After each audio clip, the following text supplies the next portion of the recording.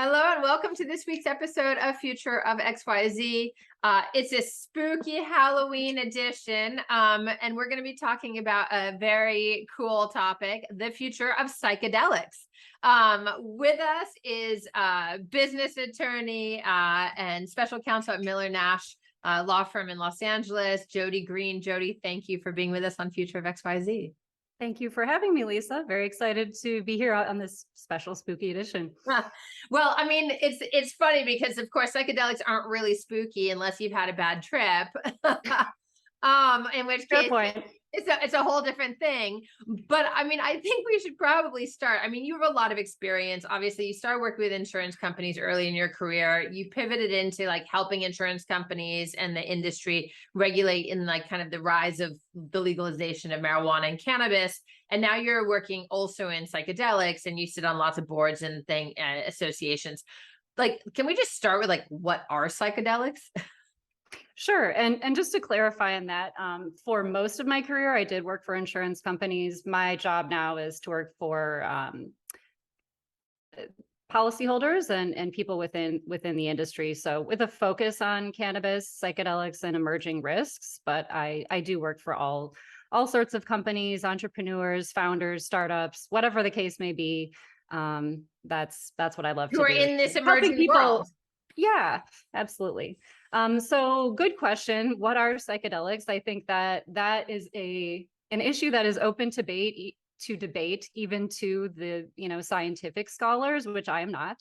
I think to caveat as well, right? Any of the discussion points today, the opinions stated are my own. They are not of my firm. This is not legal advice, and I am not a medical specialist or a scientist, even though we will talk a bit about current and historic medical and scientific research. So to answer your question, psychedelics are, well, let's break it down to its components. So psychedelos, right? I know you're a lover of words like I am. Means mind manifesting. And that was a term that was coined many, many years ago in reference to the capabilities of psychedelics to open up one's mind. In general, when you talk about psychedelics, we're talking about drugs that affect a certain receptor. And so in the brain, or well, actually serotonin receptors in general. So those are called, you'll hear this a lot if you listen to other podcasts or look at the research on psychedelics. These receptors are called 5-HT2 receptors, and they are found actually in the brain, but also in the gut significantly. And so that, there is that mind-gut connection that is very significant and we hear about quite a lot. And so when we talk about psychedelics, we are usually referring to the classic psychedelics that affect those 5-HT2A receptors. And that includes things like psilocybin and different varieties of that, which magic mushrooms. Some people might call magic mushrooms. Things like LSD, which again is a synthetic compound that was discovered accidentally by Albert Hofmann way back in the 1950s. And other things like DMT and so on, right? And then we have other compounds that might be included and lumped within psychedelics, things that we hear about a lot now, like ketamine, which does not affect the 5-HT2A receptor, and MDMA. Mm-hmm. And can I just also ask, because obviously in the magic mushroom LSD world, there's also all of the kind of like, let's call it the spiritual, as you said, the mind, manifesting, I think you said it is, it's like, I think there's obviously like the ayahuasca and, I'm trying to think back to my teens when these things mattered, but, the various naturally occurring that were largely used in indigenous populations for kind of peyote, mescaline. Yes.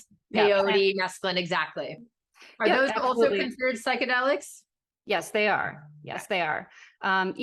each one of those molecules affects different receptors in different ways. Most of them do interplay with the 5-HT2A receptor.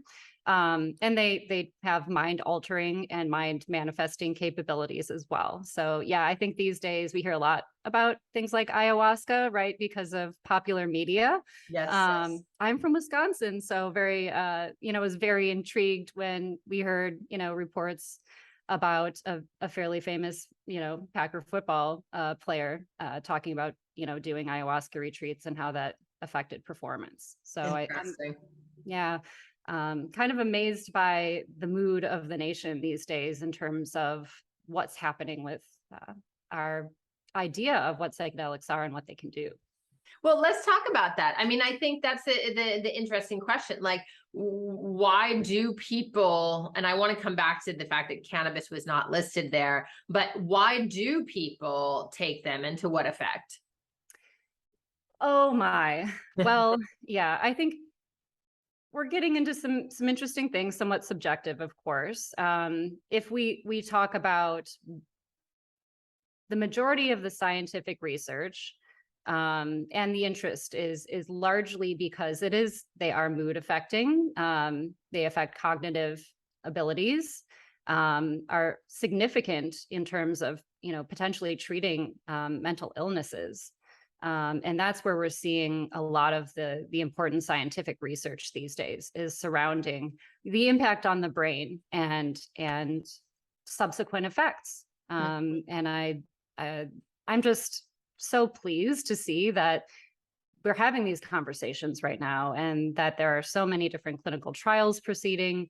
It isn't, just hippies and butterflies and rainbows and, things like that. We're having a much deeper conversation, which is very important.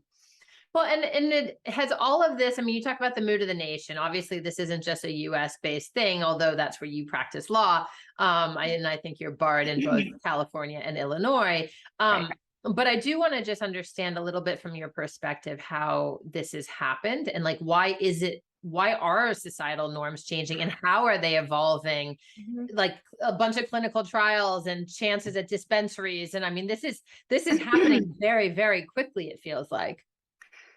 Yeah. And, I think to break that down a little bit, we probably have to go back to pre-pandemic. We've seen things change quite a lot in society over the last several years. We've found people, having to be stuck at home, not being able to leave their house, not having any human interaction. As people, we need that connection to thrive. And I think that people turn to other options, right? And this might have been a way, using psychedelics and other things like cannabis, which, is legal in the majority of states these days. And, I think that was a way to escape in some ways and to heal. And that's why we find ourselves in part in this place where we are really having a revolution of sorts. We are, kind of coming full circle back to like the 1950s and 60s, before the Controlled Substances Act was put into effect and put, a damper on all of the beautiful scientific research that was going on. We've come all the way back, and we're starting over, and looking back to all these studies and things that happened way back in the 50s and 60s, and learning once again, right? What is fake news about what psychedelics are and what they can do, and finding out that there are amazing things. Yeah. And this is interesting because obviously you're approaching both cannabis, but psychedelics specifically from a legal standpoint, right? But there is a commercial, as you say, you advise startups and entrepreneurs as well as the big companies and the insurance companies as well. Like there is obviously there is a commercialization and market opportunity aspect to this. And then there is the health, let's call it benefits that are being proven out, whether those are, I don't know, pain relief or mental health, relief or various other things. What do you attribute kind of this change to? And do you think it is more, again, a commercial opportunity that is feeding kind of the science, or do you think the science is feeding the commercial opportunity? Yeah, I think it's the latter. Certainly as Americans, many of us have a profit motive, and there's nothing wrong with that. I think that's perfectly fine. Um, the roots of psychedelics, when we talk about things like ayahuasca and peyote in particular, right, go back, Thousands of years. Yeah. yeah, longer than we can even possibly imagine. Yeah. And these were things that were used in healing and in spiritual ceremonies in order to bring people more connected, right? And I think, you know, again, kind of going back to what I was talking about before, the nation, many of us are, you know, did and probably are going through something of an existential crisis. We've seen the Great Resignation, right? People are just not putting up with the status quo. If they're not happy with what they're doing, they've realized there can be more. And how do we find out what that is? Well, we need to reconnect with ourselves in a way to do that. And I think, you know, with the mental health crisis going on in this world, right, there are so many billions of Americans and people throughout, you know, other countries suffering from mental health issues. And, you know, the current treatment modalities are not really favorable, right? You think SSRIs, these are drugs that people will have to take every day for the rest of their life. It's like putting a Band-Aid on a bullet wound, if you will, And in right? addition, you're feeding the pharmaceutical companies. So, And you're feeding, yes, the pharmaceutical companies. And I have a long history of experience evaluating, you know, sort of the liabilities associated with pharmaceutical products. And they are dangerous. They are necessary in some ways, and sometimes very helpful. But we have to be mindful of what other options are out there. And a lot of the times we find that there are options out there that are somewhat absconded from us because, you know, there isn't a huge lobby pushing them into the mainstream media, right? Like nobody's making money off of certain things, and that's why they're not coming to be. And I get that we're kind of circling back to the question that you asked, which is why, and sort of, you know, the chicken or the egg. yeah. I do think what I will call the psychedelic revolution was driven in part by, like I said, mental health crisis. We are suffering. We are all suffering Massively. in certain ways. I think that's I very think it's true. something like 82% of Americans right now have like a diagnosable mental illness. It's like it's just shocking. And globally it's not much better. It's an incredible number, and I'm sure it's probably higher than what the actual research shows. Yeah. And so I think that drove some of the research to move forward.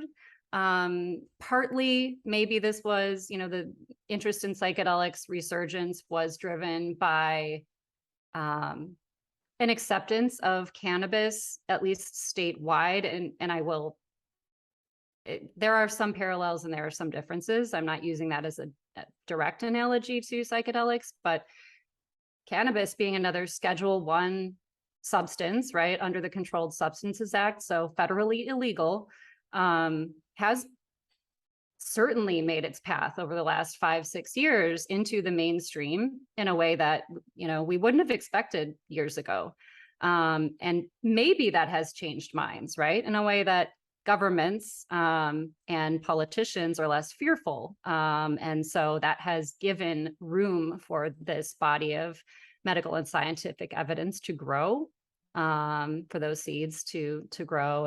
And so, yeah, we see all of this significant body of scientific evidence growing, clinical trials happening. And then as those things are happening, I think what you were asking is, you know, the commercialization of it.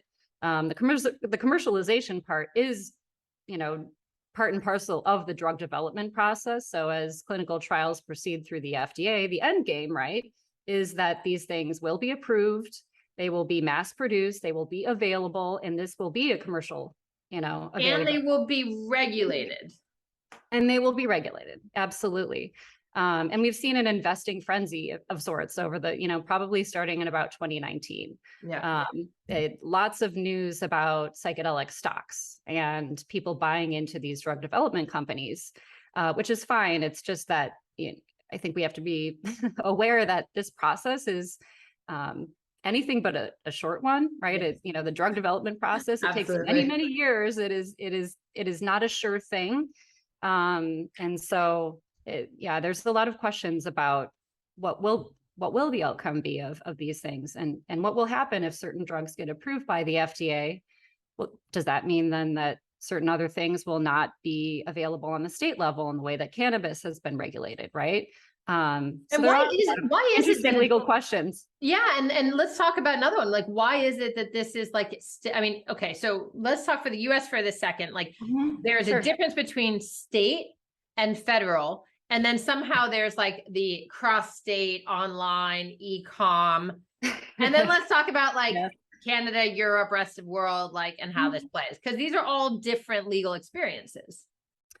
Yeah. Okay. So to break down the US, because that's what I am most familiar with. Obviously, we have federal law, which still, every single psychedelic substance I talked about is still on Schedule 1. That means it's federally illegal. If If you're caught drugs, taking it or distributing it, it's a criminal offense. that's correct, under federal law. Yeah. Absolutely. Um, Obviously, the caveat or the carve out to that is if drugs do go through the approved drug development process, then they can, become allowed, through prescription, through medical channels. Yeah. On the state side, right, there is one state that has legalized in part certain psychedelics, actually one psychedelic. So Oregon is the first state in the US that has legalized the manufacture and use and production of psilocybin, and a very specific mushroom, psilocybe cubanis. There are many different mushrooms that contain psilocybin, by the way.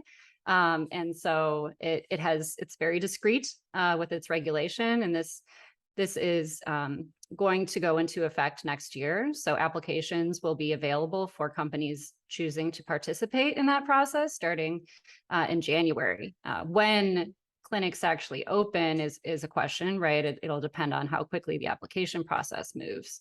But Oregon was the first state to do this, and it will be available not in a dispensary model like cannabis, but through clinics. So you'll have to go to a clinic and receive treatment with like a methadone type distribution. I don't know that I would call it that. It's more like a mental health treatment facility, but these are not going to be licensed doctors or psychotherapists, but they will be licensed facilitators. So practitioners that go through an approved training process with the state of Oregon will be there to provide integration. So once you have, you'll receive psilocybin in the clinic, you might receive some preparatory counseling or discussion in advance. Someone will sit with you during your session. So you have to receive the treatment in the clinic. You can't take it home with you. And then, there will be a subsequent integration session where you can again meet with your facilitator and talk through the experience. So it is it's much different from cannabis or something like methadone where they give you a pill and you go home. It's much more mental health counseling, it sounds like, but it's also, I mean, yet again, it opens up a whole new channel, both for commerce, for potential fraud, for regulation, for let's call it standardization. I mean, this is complex. No wonder you're special counsel on these topics, because it is actually a very nascent, I won't even say industry, because it's not yet an industry. It's just a nascent and emerging opportunity. It is. Yeah, those are good words. And that's exactly the words I would use, because a lot of my practice has focused on things that are emerging and unfamiliar, right? And so people are grappling with, how to structure regulations. There's always tension. If you think about cannabis, using that as an example that we're familiar with now, tension between putting in enough regulation to make people safe, right? Which is what the government wants to do. They want to make sure people are safe, but also allow businesses to thrive. And there's, that's a huge challenge, especially when we're dealing with things that maybe people are not familiar with, right? But I think everyone in the psychedelic community and otherwise are very excited to see and are watching with bated breath to see what happens in Oregon and how things go.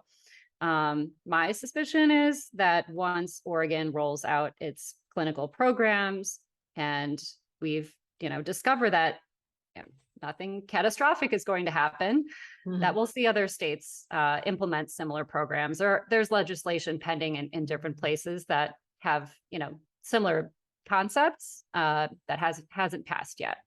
And I know we kind of like, there's so many things to talk about on the state side. Yeah. I didn't even get into Well, I was just going to states ask, that have is there anywhere in the world that it's decriminalized legal? What's that? Is there anywhere in the world where psychedelics are legal? Jamaica. I know that Amsterdam is it's essentially sort of a hands-off policy by the government. And yeah, I think the rest of the world is sort of in a holding pattern in the same way that the US is. But yeah, there, you can go to a psychedelic retreat in Jamaica. There are places that you can go and do that legally. And so I want to give us a chance, Jodi, to wrap up with any last thoughts you have, but I want to ask one final question on that. There is this, like, I picture, like, I'm in New York City and I go to a store or one of these trucks that's driving around and selling, cannabis products. The labeling is totally not standardized, right? The ingredients are not standardized. The dosing is not standardized, right? Yeah. None of it feels like a total free for all. It's like, it's like walking into like, I don't know, like a tag sale, or a flea market, but of just like, drug products, which could be really dangerous. I kind of feel that way about, like, this becomes even more of that if it's done in the same way as cannabis. And that concerns me a tiny bit. Do you have any of these feelings about the future of psychedelics, or are you like, just like, this will get taken care of? Well, you mentioned a few things that are interesting. So New York, trucks that are driving around selling things, they're not doing that legally. So once the regulated system is in place in New York, there will be testing requirements. There will be labeling requirements. It won't be like going into the dollar store and picking up random stuff off the shelves and, not being sure what you're actually putting into your body. That's the purpose behind regulation, is to make people feel safe. And I do think it's important to have that, to be educated as consumers, right?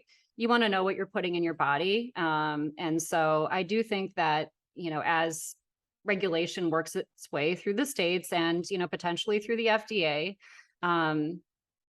there will be guidance. It will be, subject to certain rules that people know what they're getting, right? And I think that's important because, we have a variety of different types of consumers on the market. If you think about psychedelics, and, early on, you might have mentioned, people using illegal products, right? No. That's certainly, there is a black market out there. There's a black market.